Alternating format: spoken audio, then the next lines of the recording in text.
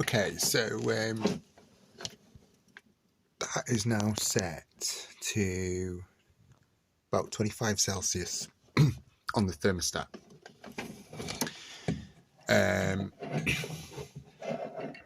Which should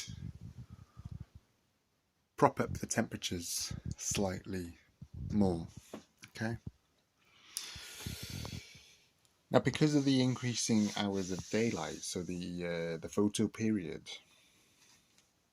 So remember, photo period is the exposure of living organisms to sunlight. Okay, so it's like daylight hours, basically. Yeah, daylight. That is photo period. So because it's increasing in the wild, we increase it in, well, I increase it in the terrarium. Okay, and the sort of theory is that as the photo period increases, so does the temperature warm up gradually. Yeah, towards spring and summer. Obviously, we're still in late winter, so it's still quite chilly in there at night time, but it does get quite balmy in the daytime. It's been up to about 24 over sort of the past week or so. Okay. So these here are digital timers. So this one is the heat light. So the light that generates heat, so the Baskin light, okay, which is a halogen bulb in a reflector dome. Yeah, this is connected to the thermostat. Yeah, so the thermostat only controls that device electronically. Okay, and it is connected to a timer which comes on in the morning and goes off at night.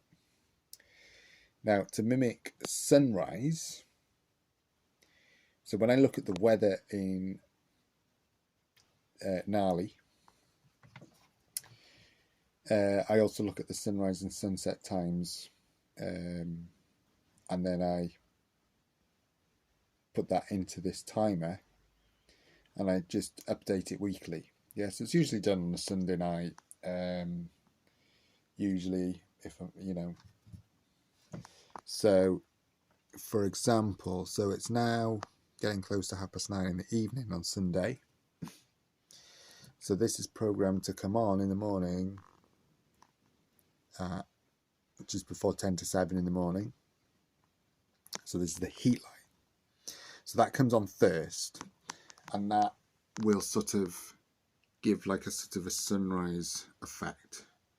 So that it's like on a ramping system. So that will come on first, and then roughly half an hour later, the UVB and Jungle Dawn lights, LED lights, which are all connected to the same timer, just to save on electricity, well, save on faffing about with plugs and wires and whatnot.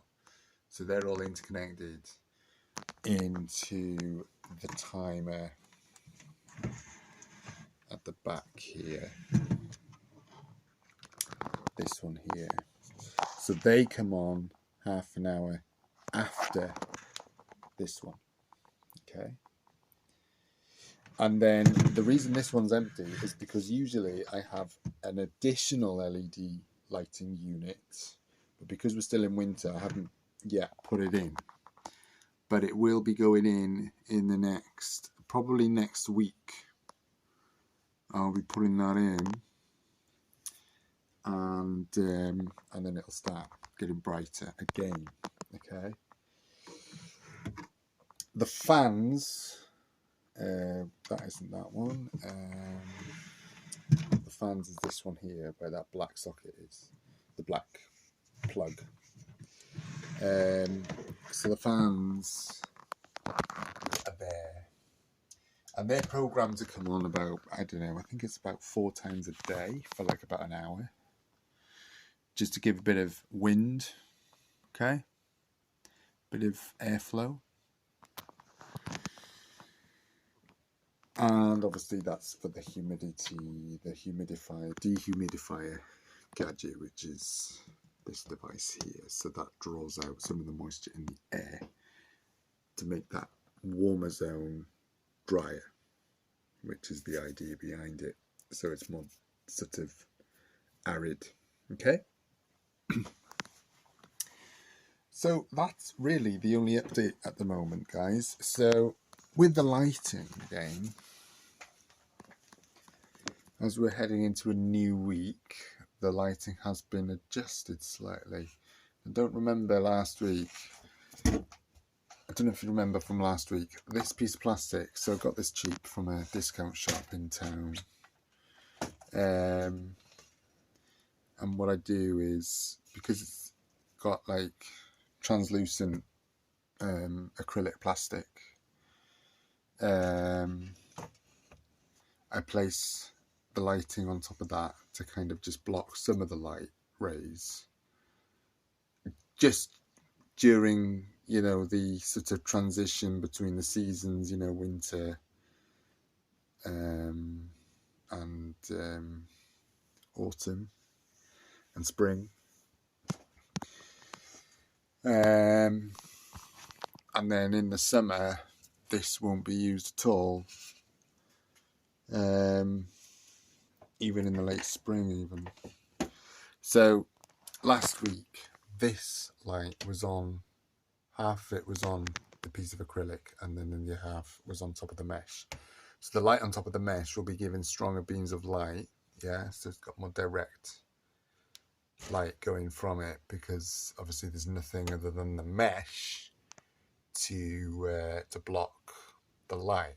Whereas when it's on the plastic, it's got the plastic to go through and the mesh, so it's not as strong, okay?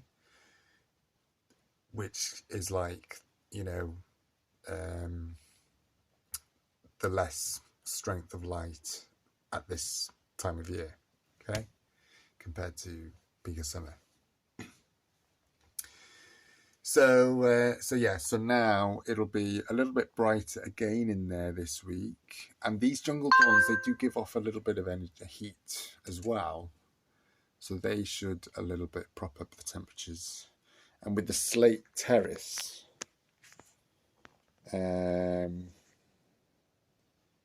slate conducts heat, or convects heat very well.